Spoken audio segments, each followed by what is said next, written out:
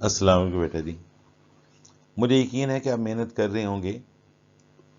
Geometry के ये दो चैप्टर्स को मैंने कंबाइन किया है 11 और 12 को। चैप्टर 11 में फंडामेंटल कॉन्सेप्ट्स हैं ज्योमेट्री के और चैप्टर 12 में डिमॉन्स्ट्रेटिव ज्योमेट्री है। चैप्टर 12 में 5 थ्योरम आपके सिलेबस में रखे गए हैं, जिसमें थ्योरम नंबर 5 बहुत अहम है, उसके बाद थ्योरम नंबर 2 है। ये दो थ्योरम तो मोस्ट इंपॉर्टेंट हैं। इनमें से कोई एक थ्योरम सेक्शन सी में आएगा, लेकिन कह नहीं सकते कि कंपलसरी थ्योरम कौन सा होगा। तो बेटा इस चैप्टर में आपको बिल्कुल बेसिक कॉन्सेप्ट्स दिए गए हैं। एंगल क्या होता है, ट्राइंगल क्या होती है, एक्यूट एंगल क्या होता है, ऑब्ट्यूज एंगल क्या होता है, राइट एंगल क्या होता है, कंप्लीमेंट ऑफ एंगल्स क्या होते हैं, सप्लीमेंट्री एंगल क्या होता है।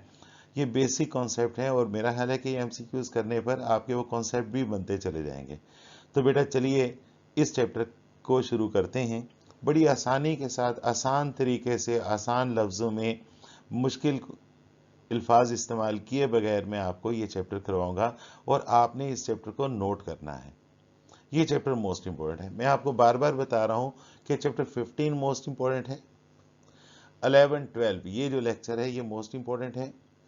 इसके बाद आप पीछे चले जाइए तो चैप्टर 7 मोस्ट इंपॉर्टेंट है। हालांकि आप 8 को ज़्यादा अटेंड कर रहे हो, 8 भी अहम है, उसके एमसीक्यूज जो हैं वो कम आए हैं।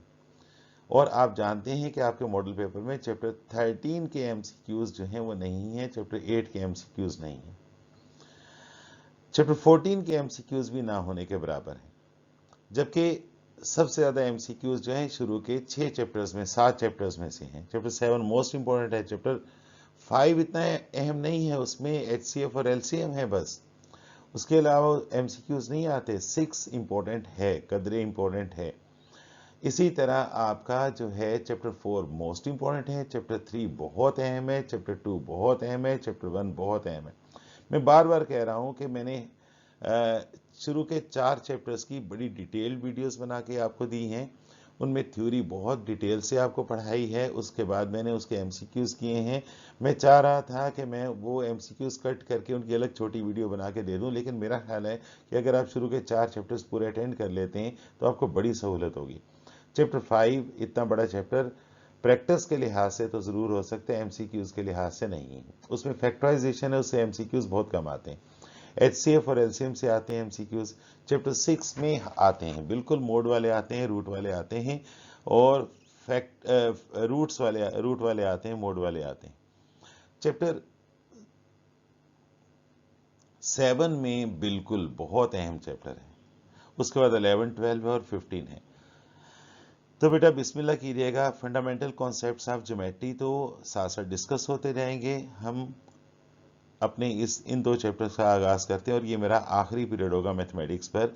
इसके बाद मैं कोशिश करूंगा कि 1 2 3 4 5 आपके रिवाइज करवा दूं और फिर मैं एक कंबाइन वीडियो बनाऊं जो आपके मोस्ट इंपॉर्टेंट क्वेश्चंस के सोल्यूशन की है। अल्लाह करे कि ऐसा हो जाए, वरना मैं फिजिक्स की तरफ जाना चाहता हूं और फिजिक्स के तमाम चैप्टर्स की आपको प्रैक्टिस करवाना चाहता हूं, चाहे मुझे 2 2 3 3 चैप्टर एक दिन में करने पड़े।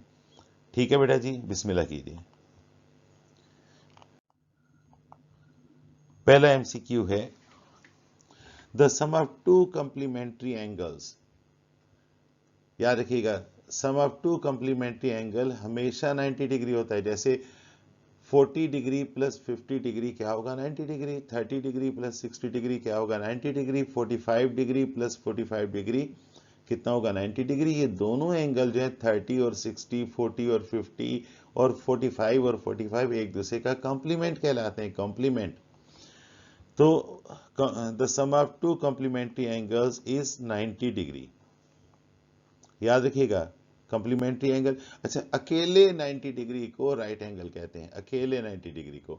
90 डिग्री से छोटे एंगल को एक्यूट एंगल कहते हैं, 90 डिग्री से बड़े एंगल को ऑब्ट्यूज एंगल कहते हैं। याद रखिएगा कि दो एंगल्स का सम अगर 180 डिग्री हो जाए तो इसे कहते हैं सप्लीमेंट, इन एंगल्स को कहते हैं supplementary angles.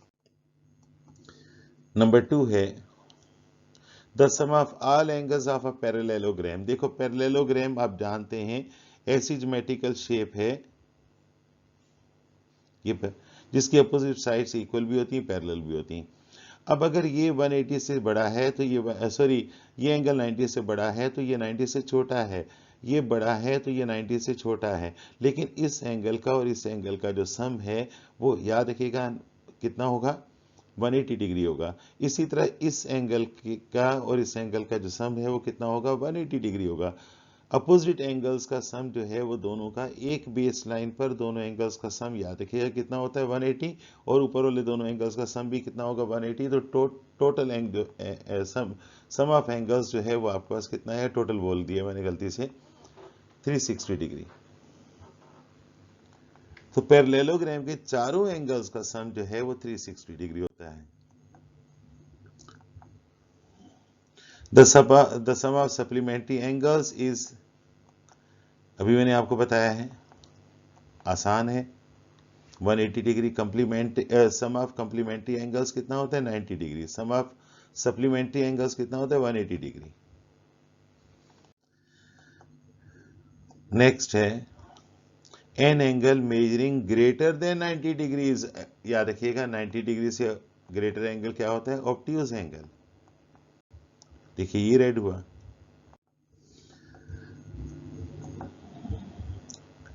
A triangle having no sides congruent is called, ऐसी ट्राइंगल जिसकी कोई साइड एक दूसरे के कन्ग्रुएंट ना हो, मुतमासिल ना हो, एक दूसरे के बराबर ना हो, उसको क्या कहते हैं, ना राइट एंगल ट्राइंगल कहते हैं, ना ऑब्ट्यूज ट्राइंगल कहते हैं, ना आइसोसेलेस ट्राइंगल कहते हैं, बल्कि स्केलेन ट्राइंगल कहते हैं।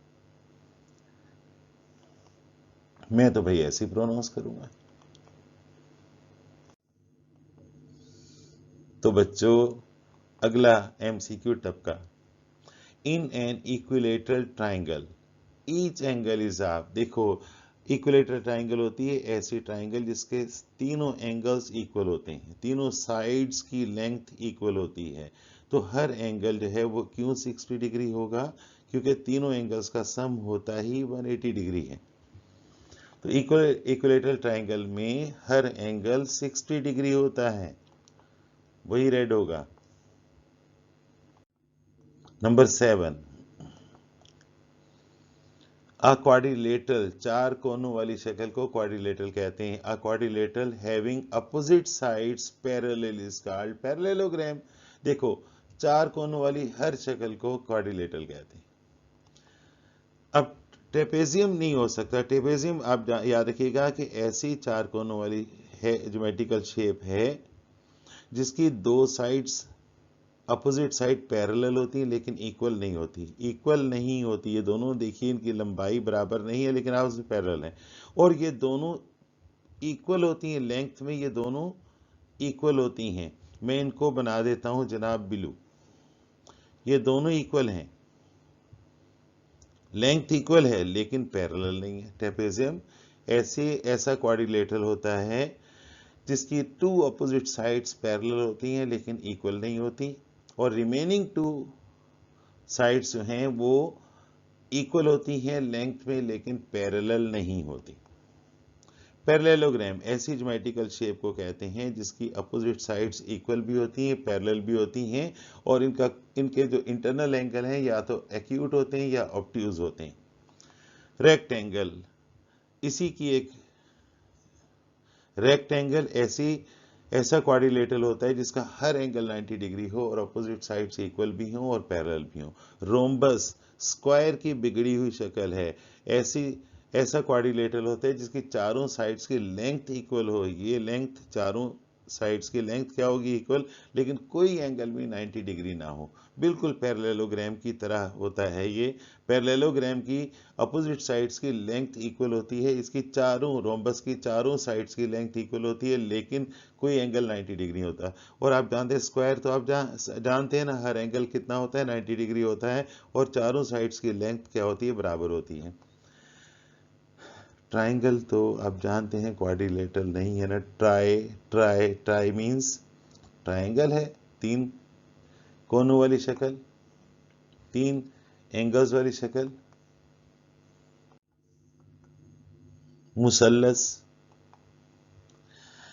इन a right angle triangle side opposite to 90 degree, बड़ा पॉपुलर है। मैं ट्रिग्नोमेट्री में बड़ा जोर देता हूँ, साइड्स के नाम रखना सीखो, साइड्स के नाम रखना सीखो। हाइपोटेनस क्या होता है, बेस क्या होता है, परपेंडिकुलर क्या होता है, परपेंडिकुलर को opposite side to the given angle कहते हैं, बेस को adjacent side of given angle कहते हैं, हाइपोटेनस को अपोजिट साइड ऑफ 90 डिग्री कहते हैं। तो इसका करेक्ट आंसर ना बेस हुआ ना परपेंडिकुलर हुआ, बल्कि क्या हुआ, hypotenuse. If two angles are complementary, each of them is an, अगर दो एंगल कंप्लीमेंट्री हो तो दोनों का सम कितना होना चाहिए, 90 डिग्री होना चाहिए। तो दोनों एंगल जो है 90 डिग्री से छोटे होंगे, एक्यूट होंगे। तो दोनों एंगल क्या होंगे, ना राइट होंगे, राइट का मतलब 90 डिग्री, दोनों 90 डिग्री हो गए तो फिर तो 180 हो गया ना। दोनों ऑब्ट्यूज नहीं हो सकते, तो दोनों क्या होंगे, एक्यूट होंगे। फर्ज करें 30 डिग्री भी, अब जानते हैं एक्यूट है, 60 डिग्री भी एक्यूट है, दोनों का सम क्या होता है, complementary. Next, in similar triangles dash are congruent, एक जैसी ट्राइंगल्स में एक जैसी, देखो ये मैंने एक ट्राइंगल बनाई और एक ट्राइंगल मैंने ये बनाई, दोनों एक जैसी हैं, बिल्ली का बच्चा और बिल्ली एक जैसे हैं, दोनों साइड्स एक जैसी हैं, इसलिए उनकी साइड्स की लेंथ तो बराबर नहीं हो सकती। उनके ये एंगल इस एंगल के कॉन्ग्रुएंट होगा, ये एंगल इसके बराबर होगा, ये एंगल इसके बराबर होगा। In similar triangles dash are congruent, तो डैश की जगह क्या आएगा, एंगल्स, साइड्स नहीं कॉन्ग्रुएंट, सिर्फ एंगल्स कॉन्ग्रुएंट होंगे, मुमासलत रखेंगे, एक जैसे होंगे। Next, one and only plane passes through, plane क्या होता है, जैसे ये पेपर आपका प्लेन है, अगर आपने दो पॉइंट्स बनाए तो ये तो जनाब आपके पास दोनों पॉइंट्स कोलिनियर होंगे, दो पॉइंट होते ही कोलिनियर हैं, और इस तरह प्लेन नहीं बनेगा। अगर तीसरा पॉइंट लूंगा तो दिस इज द प्लेन, ये प्लेन है। One and only plane passes through three non collinear, non collinear, तीनों कोलिनियर नहीं होने चाहिए। कोलिनियर का मतलब एक लाइन में होना, तो तीन नॉन कोलिनियर पॉइंट से मिलकर हमेशा एक प्लेन बनता है। तो यहां आंसर करेक्ट क्या होगा, 3, पहले से तैयारी कर रखी थी और 38 साल से ये करवा रहा हूं, 38 ईयर से। Each of the supplementary angles can be supplementary angle, her supplementary angle क्या हो सकता है, राइट एंगल। भाई एक्यूट एंगल्स को जमा करेंगे तो 180 नहीं आएगा, ऑब्ट्यूज एंगल यानी 90 से बड़े दोनों एंगल होंगे तो जमा करेंगे तो 90 से बड़े दोनों एंगल्स को जमा करेंगे तो 180 से ज्यादा आएगा। अगर दोनों एंगल जो हैं वो राइट एंगल होंगे, लाइट एंगल नहीं, लाइट एंगल नहीं, राइट एंगल होंगे तो दोनों के एडिशन को सप्लीमेंट्री एंगल कहेंगे। नेक्स्ट है, the sum of all the angles of a quadrilateral, quadrilateral चार कोण वाली शक्ल के तमाम एंगल्स का सम जो है वो 360 डिग्री है, ये रिपीट हो गया है। Next, the sum of measure of the three angles of triangle, किसी ट्राइंगल के तीनों एंगल्स का सम हमेशा 180 डिग्री होता है। दो एंगल्स का सम अगर 180 हो तो उन एंगल्स को सप्लीमेंट्री एंगल्स कहते हैं, दो एंगल्स का सम अगर 90 डिग्री हो तो उन एंगल्स को कॉम्प्लीमेंट्री एंगल्स कहते हैं।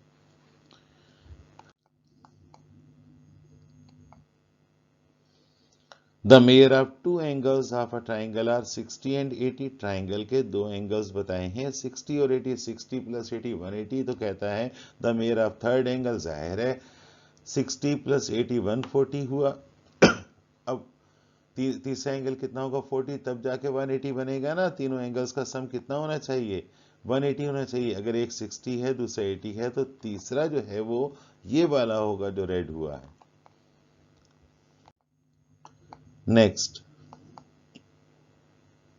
a quadrilateral whose diagonals bisect perpendicularly is, देखो क्वाड्रिलेटरल, ये स्क्वायर भी क्वाड्रिलेटरल है, इसके ये जो डायगनल्स हैं, ये जो मैं कर रहा हूँ, ये आपस में कट करेंगे 90 डिग्री से।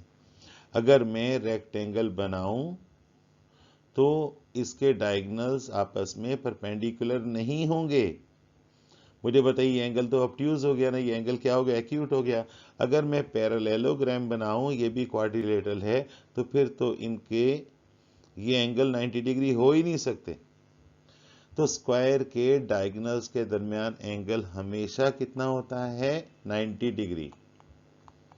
तो करेक्ट आंसर स्क्वायर है, रेक्टेंगल भी नहीं है, ट्रेपोजाइड भी नहीं है, पैरेललोग्राम भी नहीं है।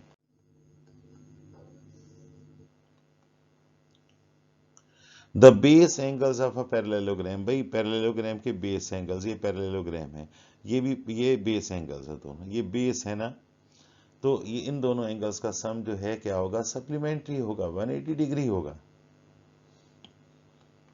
Correct answer 180 supplementary. अल्हम्दुलिल्लाह ये चैप्टर मुकम्मल हुआ। जज़ाकल्लाह बेटा जी, मेहनत कीजिए जी, जहाँ से मेहनत कीजिए, अपने अम्मी अब्बू के सामने शर्मिंदा मत होइए। आपने मिसाल बनना है अपने छोटे बहन भाइयों के लिए। अगर आपके बड़े बहन भाई कामयाब हैं तो आपने ऐसी सूरत में उनसे और ज़्यादा कामयाब होना है। और अगर आपके बड़े बहन भाई नाकाम हैं तो अपनी वैल्यू बनाइए, अपने घर में तो अपनी इज्जत बनाइए ना बेटा जी। इसलिए आजकल बहुत मेहनत कीजिए, दिल लगा के पढ़िए। चलिए मेरी खातिर पढ़ लीजिए। जो बच्चा मुझसे प्यार करता है वो आजकल एक एक एक लम्हे को ज़ाया किए बगैर मेहनत करेगा। बेटा अल्लाह ताला ने आपकी मेहनत कबूल करनी है, और मेहनत रहेगा नहीं जाती, अल्लाह ताला का वादा है। मेहनत करोगे ना मेरे बच्चों, शाबाश, मैं आपके साथ हूँ, हर वक्त आपके साथ हूँ। आप बेफिक्र रहिए, मैं आपको देख रहा हूँ, वो है ना कैमरे की आंख आपको देख रही है। तो बेटा याद रखिएगा, अल्लाह ताला आपको देख रहे हैं और मैं आपके लिए दुआएं कर रहा हूँ। ठीक है बेटा जी। तो आज मैंने जज़ाकल्लाह के साथ थैंक यू भी लिख दिया है। ओके बेटा जी, अल्लाह हाफिज़। मुझे अपनी दुआओं में याद रखिएगा, आप मेरी दुआओं में हैं इंशाअल्लाह। अल्लाह हाफिज़ बेटा जी।